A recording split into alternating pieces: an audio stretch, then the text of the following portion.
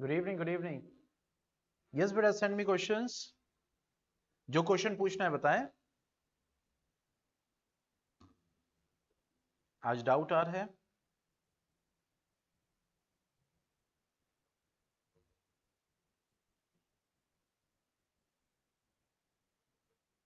How to find मास, वो depend करेगा बेटा कि कंडीशंस क्या दी हुई हैं। देखो जैसे, मतलब आपके क्वेश्चन क्या पूछ रहे हैं ना। जैसे अगर फोर्स के टर्म में पूछा जाए तो force is equal to what, mass into acceleration. अगर फोर्स के टर्म में पूछा जाए तो यहां से आप मास कैलकुलेट कर सकते हैं, दैट इज एफ बाई ए। यहां से मास कैलकुलेट हो जाएगा। दूसरा, अगर डेंसिटी में दिया हुआ है तो डेंसिटी होता है that is mass by volume.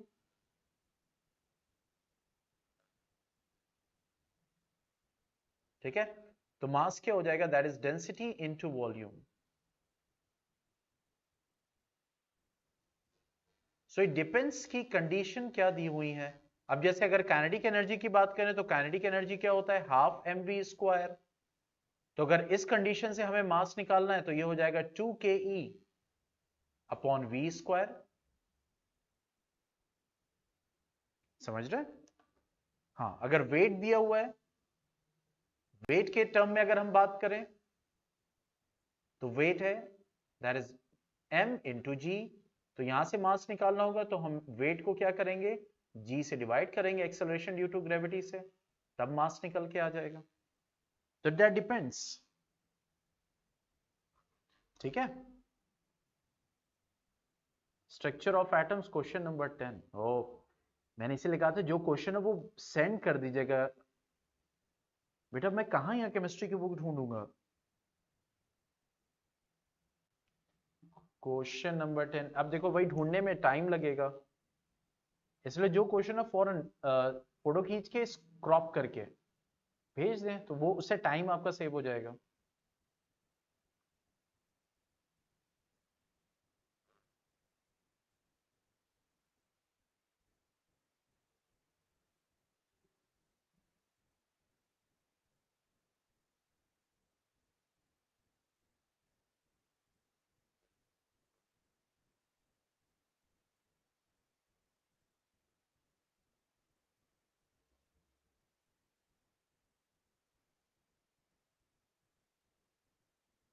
Structure of atoms question number 10।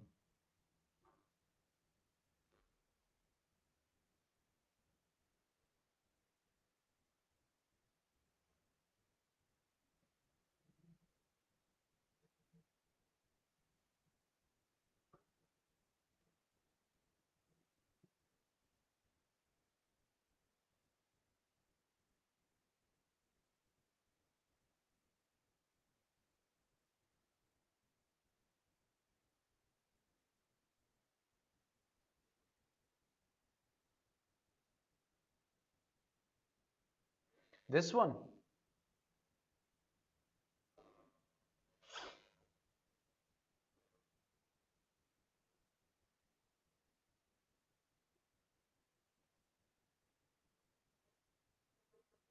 Okay. अब देखो यहाँ पे क्या बोल रहा है, ब्रोमीन, ये आइसोटोप्स की बात हो रही है। तो ब्रोमीन एटम है वो दो आइसोटोप्स में अवेलेबल होता है, ब्रोमीन 79 एंड ब्रोमीन 81। अब देखो जब ब्रोमीन में ये दोनों तरह के एटम्स मौजूद होंगे तो जाहिर सी बात है ये जो ब्रोमीन 79 है ये 49.7% मास कंट्रीब्यूट करेगा, और ये जो ब्रोमीन 81 है ये 50.3% मास कंट्रीब्यूट करेगा। तो वही वो कह रहा है कि calculate the average atomic mass of bromine. तो एवरेज एटॉमिक मास क्या हो जाएगा, देखो 49.7%, 49.7% of this one that is bromine 79, क्योंकि 79 इसका मास ही है ना। ठीक है, तो वो जो पूरा ब्रोमीन वाटर होगा तो उसमें, या ब्रोमीन गैस होगी तो इसमें दोनों तरह के एटम्स होंगे, लेकिन ब्रोमीन 81 50.3% होगा और ब्रोमीन 79 49.7% होगा। तो 49.7% 79U का होगा, ऑफ 79U प्लस 50.3% जो होगा ऑफ 81U। हम यहाँ पे एवरेज मास निकाल रहे हैं, ठीक है, ब्रोमीन का। तो 79U का 49% कंट्रीब्यूट होगा। जैसे मिसाल के तौर पर कि मैं ये कहूं कि ये एक पार्ट है, टुकड़ा है, ठीक है, ये किसी चीज में, तो ऑब्वियसली अगर यहां पे सिर्फ इसका इतना पार्ट कंट्रीब्यूट कर रहा है, दिस वन, ठीक है, तो ये जो पार्ट कंट्रीब्यूट कर रहा है, तो सिर्फ इतना ही मास तो कंट्रीब्यूट होगा ना, यस और नो?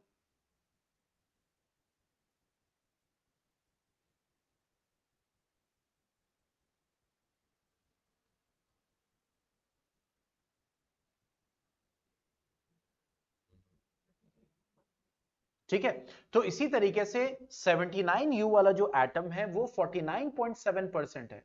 इसका मतलब 79U का क्या होगा, 49.7% कंट्रीब्यूट होगा, और 81U का क्या होगा, 50.3% कंट्रीब्यूट होगा। तो यहां पे हम लिखेंगे 49.7 upon 100 into 79 plus 50.3 upon 100 into 81, that will B you.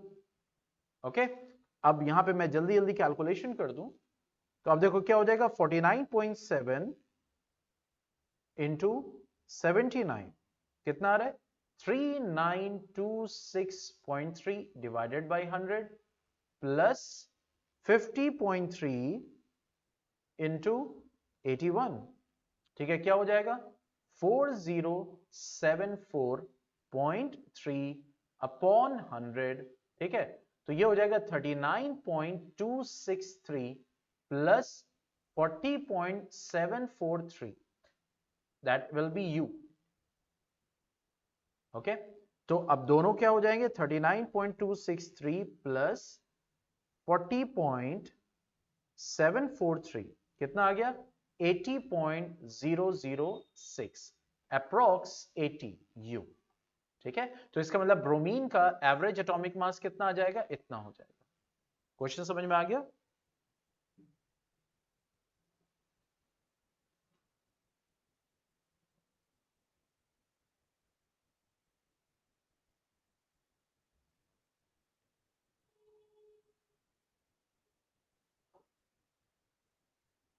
Okay,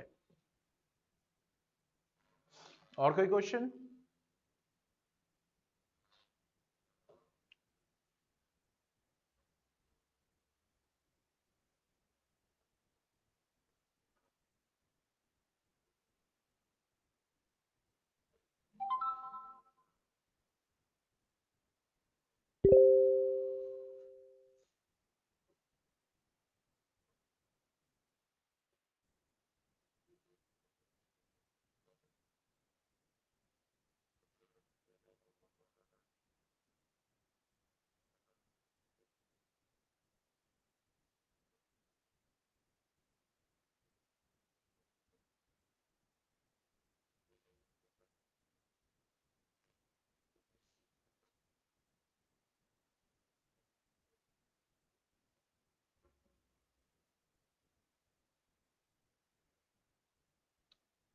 हाँ भाई, इसमें कौन सा क्वेश्चन नंबर 4? ओके, ये कह रहे हैं figure 9.32 ABCD is a parallelogram, मतलब ये जो ABCD है, ABCD ये एक पैरेललोग्राम है, means opposite pair of sides equal and parallel, and BC is produce to D, sorry point Q, यानी कि ये जो BC है ये Q तक प्रोड्यूस किया गया, such that AD is equal to CQ। ठीक है, मतलब इसको यहां पे एक्सटेंड किया गया Q तक, जिससे AD जो है वो CQ के बराबर है, तो जाहिर सी बात है AB जो है BC के बराबर है। ठीक है, AD जो है वो BC के बराबर है, और AD जो है वो CQ के बराबर है, तो BC CQ भी बराबर हो जाएगा। आगे क्या बोल रहा है कि इफ AQ इंटरसेक्ट DC, यानी AQ अगर हमने ज्वाइन किया तो उसने DC को इंटरसेक्ट किया किस पे, P पे, तो कह रहा है show that area of BPC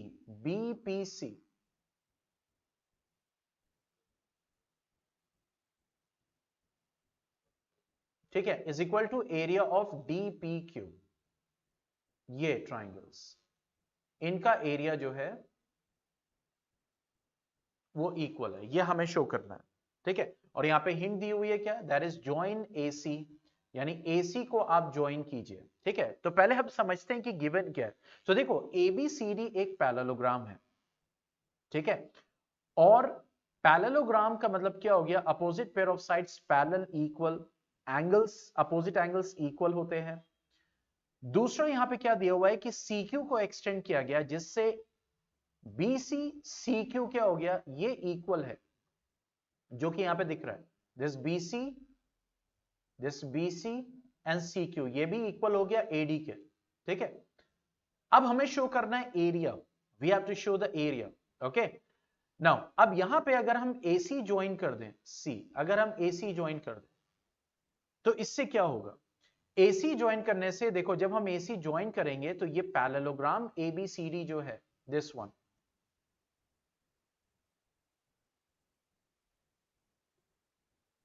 ठीक है, ये जो है ABCD,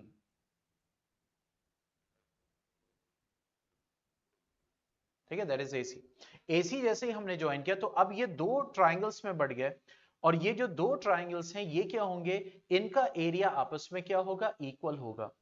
but we have to see, we have to connect what, we have to connect this one, that is DP, यानी ये जो आपका DPQ है उसको हमें, दैट इज PBC, इसके इक्वल करना पड़ेगा। ठीक है, आप ये जानते हैं कि triangles having the same base and same height, वो क्या होता है, they have what, the equal area. ठीक है, तो अब यहां पे देखो BC क्या है, what is BC, BC is equal to CQ, और यहां पे हमारी साइड कौन कौन सी है, वन इज DP, ट्राइंगल में जो आ रही है, one is DP, one is CP। ठीक है, उसके बाद there is BP, okay, and there is DQ। अब ये बताओ थोड़ा सा देख के कि इसमें कौन कौन सी साइड्स जो है वो इक्वल है, कौन कौन सी साइड्स इक्वल है।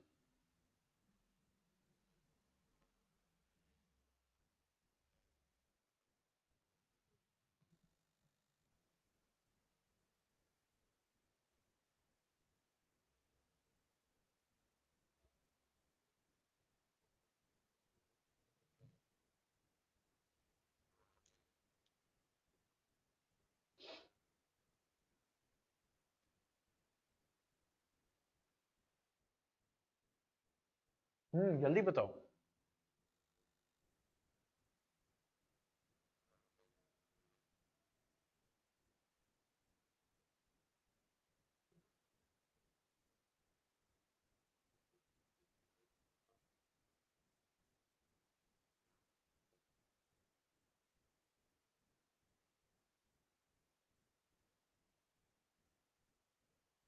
अब देखो,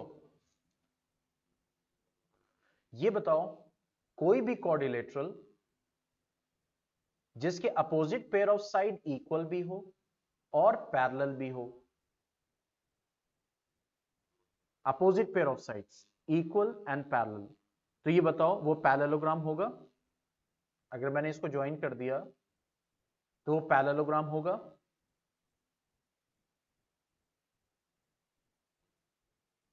यस और नो।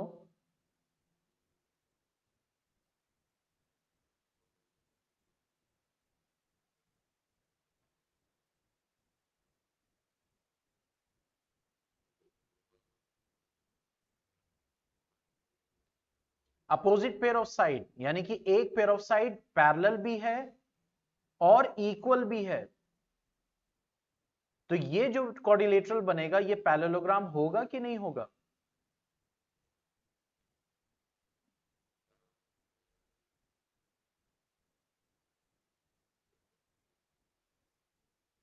होगा। तो अब यहां पे देखो, ये हमारा पैरेललोग्राम है, दिस वन, मैं एकदम उसमें बना रहा हूं, ये हमारा पैरेललोग्राम है। अब जैसे ही हमने इसको एक्सटेंड किया, ठीक है, तो ये देखो अगर ये इसके पैरेलल है, ये लाइन इस लाइन के पैरेलल है, अगर आप इसको एक्सटेंड कर दोगे, मान लो दो पार्ट आपने इसको कर दिया, तो ये वाला जो पार्ट होगा ये भी तो इसके पैरेलल होगा।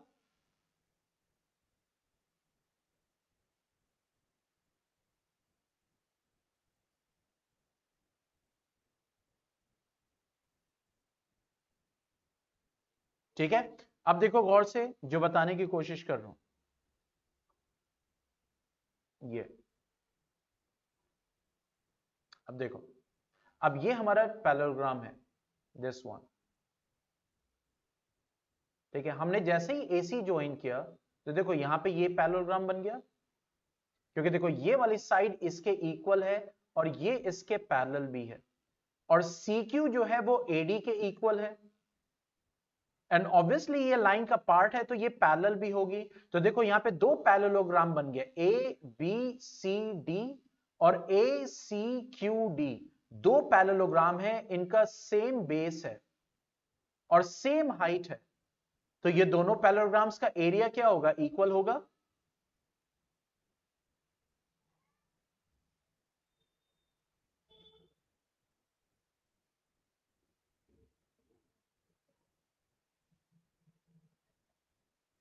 Parallelograms on same base and same height, देखो सेम बेस है और सेम हाइट पे है, तो इन दोनों का एरिया इक्वल होगा।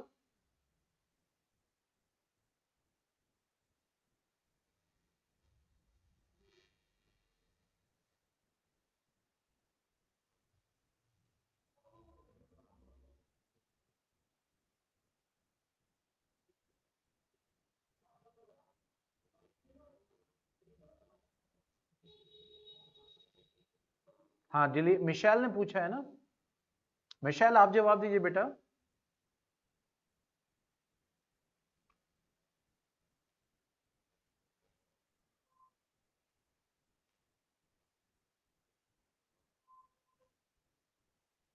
Parallelograms on the same base and on the same height, इन दोनों का एरिया इक्वल होगा।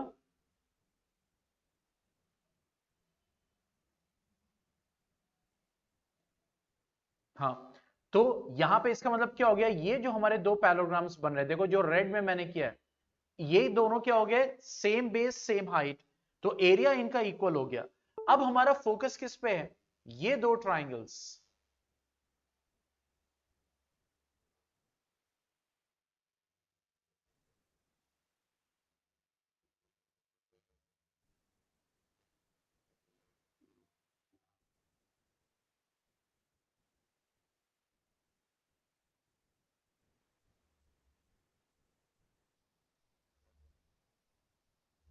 ठीक है, ये वाले ट्राइंगल्स। अब देखो यहां पे अगर इस ट्राइंगल को देखें तो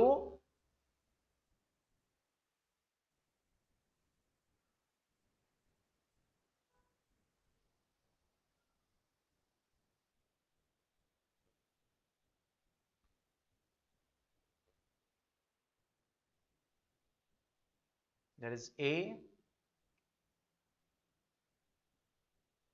ठीक है, A B C and D, इसको हमने एक्सटेंड कर दिया,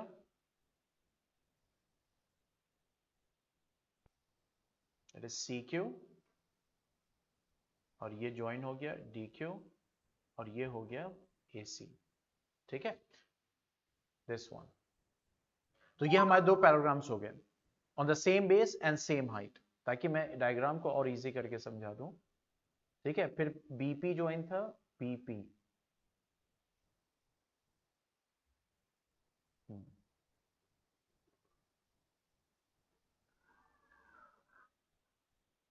this one is P, okay, और ये हमें लेना है दिस वन, ठीक है, और ये हमें लेना है दैट इज BPC,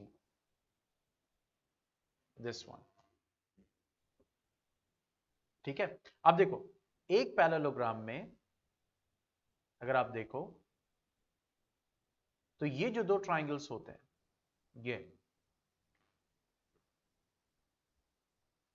दिख रहा है, जैसे ट्राइंगल डीपीक्यू और ट्राइंगल एपीसी, ये बताओ इनका एरिया इक्वल होगा क्योंकि कॉन्ग्रुएंट होंगे, क्योंकि अगर एक पैरेललोग्राम आपने लिया है तो ये वाले जो आप डायगोनल्स को इंटरसेक्ट करते हो तो ये वाले ट्राइंगल जो होते हैं ये कॉन्ग्रुएंट होते हैं ना, दिस वन एबी और डीओसी। तो यहां पे देखो, अगर हम ड्रॉ करें इसको, सी है ये पूरा, that is DPQ and APC, तो ये दोनों ट्राइंगल्स आपस में कॉन्ग्रुएंट होंगे। क्यों? क्योंकि ए सी क्यू डी क्या होगा, that will be A C Q D, parallelogram है, ठीक है। अगर पैरेललोग्राम है तो P इसका क्या होगा, इंटरसेक्शन पॉइंट होगा, ठीक है। तो ये जो दो ट्राइंगल्स हैं that is DPQ and APC, ये दोनों आपस में क्या होंगे, देयर विल बी कॉन्ग्रुएंट, तो इनका एरिया भी क्या होगा, इक्वल होगा, ठीक है। इसी तरीके से दो ट्राइंगल्स जिनका सेम बेस हो और सेम हाइट हो, देखो ये दो ट्राइंगल्स हैं, इन दोनों की हाइट सेम है और इन दोनों का बेस सेम है, तो इन दो ट्राइंगल्स का भी एरिया इक्वल होगा। तो अगर तुम गौर से देखो इस ट्राइंगल एपीसी को, एपीसी और ट्राइंगल पीबीसी, ठीक है, तो इन दोनों ट्राइंगल्स का बेस सेम है दैट इज पीसी, और इन दोनों की हाइट सेम है क्योंकि ये पैरेललोग्राम का पार्ट है। तो इसका मतलब क्या हो गया, एपीसी का जो एरिया होगा वो एरिया ऑफ बीपीसी के बराबर होगा। तो देखो डीपीक्यू एपीसी के बराबर और एपीसी पीबीसी के बराबर, तो area of DPQ area of BPC के क्या हो जाएगा, इक्वल हो जाएगा, ठीक है। क्योंकि देखो पैरेललोग्राम में अगर आप डायगोनल ड्रॉ करते हो तो ये दो कॉन्ग्रुएंट ट्राइंगल्स में डिवाइड होता है, और अगर आप दोनों डायगोनल को ड्रॉ कर दोगे तो ये जो अपोजिट ट्राइंगल्स होते हैं ये कॉन्ग्रुएंट होते हैं, ये इसके कॉन्ग्रुएंट होगा और ये वाला ट्राइंगल इसके कॉन्ग्रुएंट होगा, और एरिया भी इक्वल होगा क्योंकि कॉन्ग्रुएंट है तो एरिया भी इक्वल होगा। तो इसी तरीके से यहां पे ये जो ACD पैरेललोग्राम बन रहा है, तो ACQD पैरेललोग्राम में ये जो आपके ट्राइंगल है दैट इज DPQ और APC, इन दोनों का एरिया क्या होगा, इक्वल होगा क्योंकि कॉन्ग्रुएंट होंगे। इसी तरीके से APC जो है वो BPC के इक्वल होगा क्योंकि both triangles are on same side PC and on the same height, दोनों की हाइट सेम है और दोनों का बेस सेम है, इस वजह से ये वाले ट्राइंगल का एरिया इसके बराबर होगा, देखो इसका एरिया इसके बराबर और इसका एरिया इसके बराबर, तो DPQ का एरिया जो है फाइनली BPC एरिया के क्या हो जाएगा, इक्वल हो जाएगा। कोई कंफ्यूजन?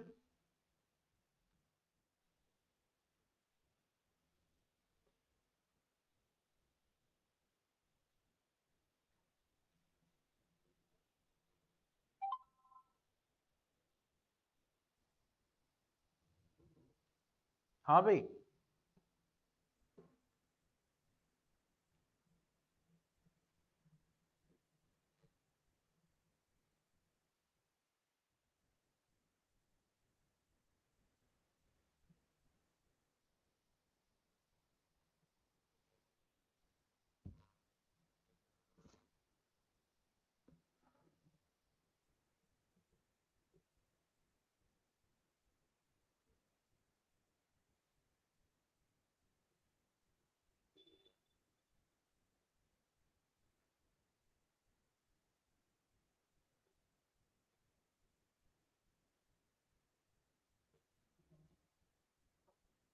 यस मिशेल बेटा, आपने क्वेश्चन पूछा है, कोई डाउट हो तो पूछो, अगर नहीं समझ में आया तो बताओ।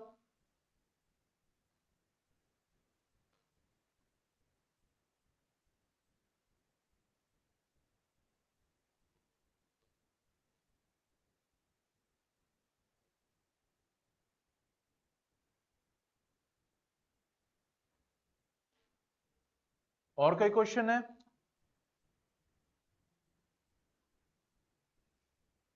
हाँ भाई,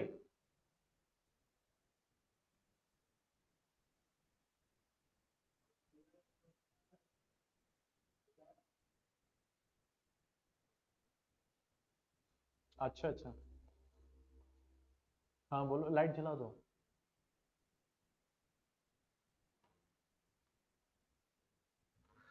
शमशाद, इसमें पानी लेते हैं। हाँ भाई, कोई doubt? What is convection current? देखो बेटा, ऐसे समझो इसको, जैसे मिसाल के तौर पर कि अगर हीट की हम बात करें तो हीट तीन तरीके से ट्रांसफर करती है। One is conduction, one is convection and one is radiation. ठीक है, कंडक्शन का मतलब क्या हो गया कि हीट जो है उस मीडियम को यूज कर रही है। पॉइंट को समझिएगा अच्छे से, ठीक है। कंडक्शन मतलब it is the heat is being transferred from one place to another place. जैसे एक मेटल रॉड है, अब आप उसको यहां पे हीट करोगे तो स्लोली स्लोली स्लोली जो है वो पूरा रॉड हीट हो जाएगा, लेकिन वो मीडियम जो है, एक मिनट,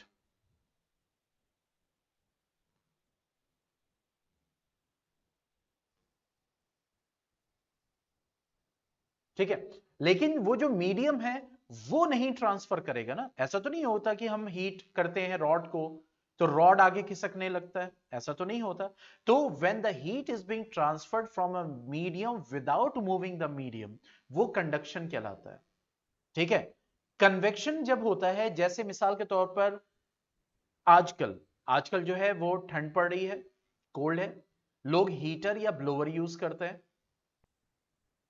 हीटर या ब्लोअर यूज करते हैं। ठीक है, तो अब जब हीटर ब्लोअर यूज करते हैं तो वो क्या होता है, नीचे ब्लोअर लगाते हैं, उसको ऑन करते हैं, तो अब नीचे की जो हवा होती है वो गर्म होती है, तो हॉट एयर ऊपर गई,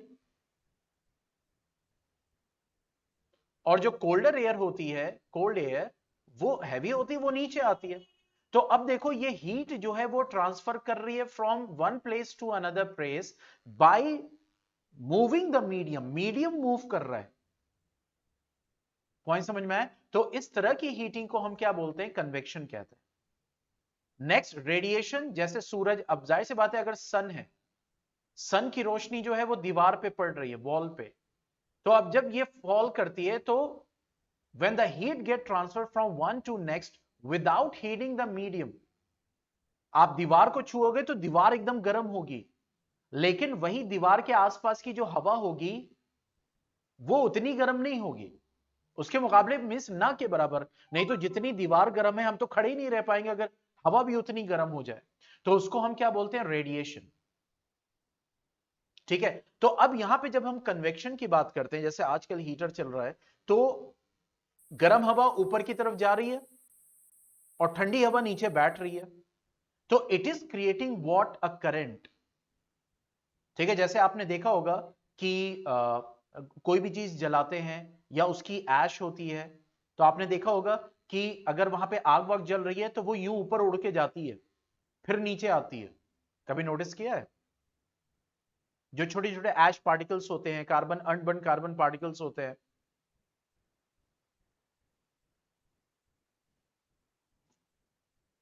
हाँ, तो वही चीज है कि यहां पे क्या हो रहा है कि हीट ट्रांसफर हो रही है बाय हीटिंग द मीडियम, और वो मीडियम ट्रांसफर कर रहा है from one place to another place. तो जब वो हॉट एयर कोल्डर एयर के पास जाएगी, कोल्ड एयर नीचे आएगी, इसी तरीके से पूरा कमरा गर्म होता है, इसी तरीके से आफ्टर वाटर गर्म होता है। ठीक है, तो that is what creating what, the convection current.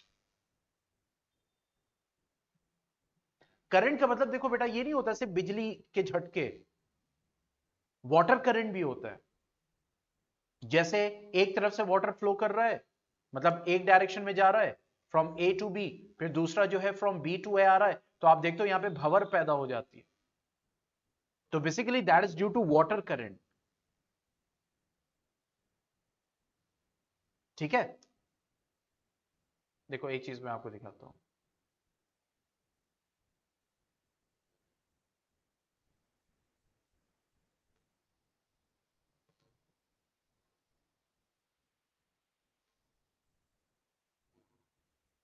देखो, करंट का मतलब क्या होता है generally, that is in general circulation.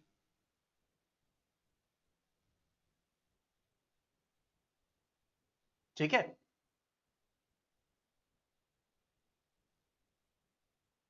तो हम जनरली हम बोलते हैं वो करंट, वो इलेक्ट्रिक करंट, इसीलिए हम उसको बोलते हैं इलेक्ट्रिक करंट। वाटर के through there is a movement, तो that will be called as water current. Air के थ्रू अगर मूवमेंट है, that is a circular motion like this, that will be air current, जो कि होता है, आपने देखा होगा हवा में भी भंवर होता है, छोटे छोटे भंवर बनते हैं, वो एयर करंट की वजह से ही होता है। ठीक है, और इसी तरह convection, that is what the convection current is.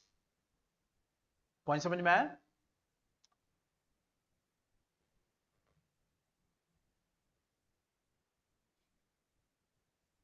और कोई क्वेश्चन है?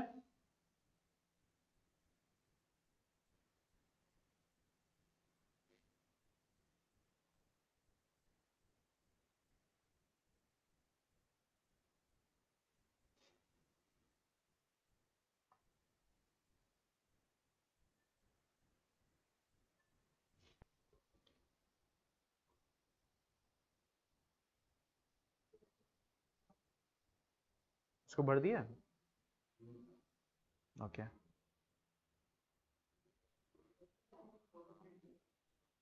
हाँ, नहीं फिर बात कैसे होगी, अभी क्लास ले रहे हैं ना।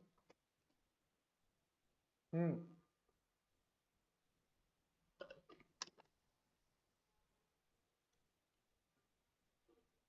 देखो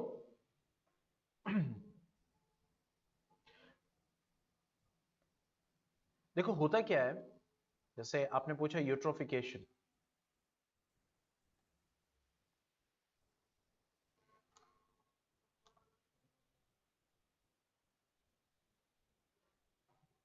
ठीक है, तो यूट्रोफिकेशन बेसिकली होता क्या है, देखो जैसे कोई वाटर बॉडी है, अब वाटर बॉडी में क्या हो गए, there will be aquatic organisms, plants, animals, ठीक है, तो अब due to some hyper activity in water bodies में न्यूट्रिएंट, मिनरल्स ज्यादा हो गया, ज्यादा पेस्टिसाइड्स का यूज करना, ठीक है, इसी तरीके से आपके जैसे you can say fertilisers, fertilisers basically, तो फर्टिलाइजर्स क्या है, it provide a very great quantity of nutrient, लेकिन जब फर्टिलाइजर्स को हम ज्यादा यूज करेंगे तो ऑब्वियसली हम इरिगेशन कर रहे हैं, बहुत सारी चीजें कर रहे हैं, तो ये क्या करेंगे, ये फर्टिलाइजर्स ये नदी में जाएंगे, वाटर बॉडीज में जाएंगे, तो वहां पे अचानक से, ठीक है, न्यूट्रिएंट का कंटेंट क्या होगा, वो बढ़ेगा। ये जब न्यूट्रिएंट का कंटेंट बढ़ेगा तो जाहिर सी बात है उस न्यूट्रिएंट पे फीड करने वाले organisms, specially the plants, algae, ये क्या कर जाएंगे, ब्लूम कर जाएंगे, अचानक से इनकी पॉपुलेशन बढ़ेगी, ठीक है, तो पूरी वाटर बॉडीज पे आपको एल्गी एल्गी एल्गी एल्गी दिखाई देगा। तो ये जो एल्गी की हाइपर ग्रोथ हो रही है, ओवर ग्रोथ हो रही है, due to addition of nutrient in the water bodies, due to different different sources, तो ये कहलाता है क्या, यूट्रोफिकेशन, इसको हम यूट्रोफिकेशन कहते हैं। Is that clear?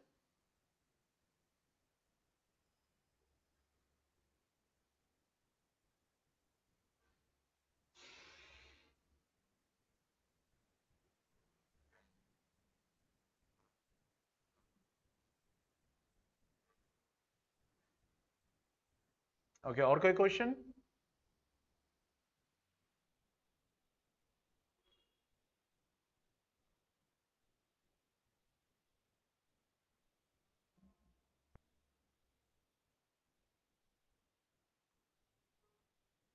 हाँ भाई, रिया, मिशेल, आपके कोई क्वेश्चन?